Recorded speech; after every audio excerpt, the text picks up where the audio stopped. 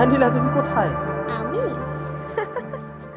আমি তো এতক্ষণে তোমার টাকা পয়সা সব কিছু নিয়ে আমার বয়ফ্রেন্ডের সাথে অলরেডি এয়ারপোর্টে পৌঁছে গেছি। আমরা এখন ব্যাংকক যাচ্ছি বেবি। তার মানে? মানে মানে তুমি কি ভেবেছিলে আমি তোমাকে বিয়ে করে সুখে শান্তিতে সংসার করব বলে এসেছি? না ডার্লিং, আমি তো তোমাকে বিয়ে করেছিলাম জাস্ট আমার বয়ফ্রেন্ডের সাথে বাকি জীবনটা সুখে শান্তিতে কাটাবো বলে।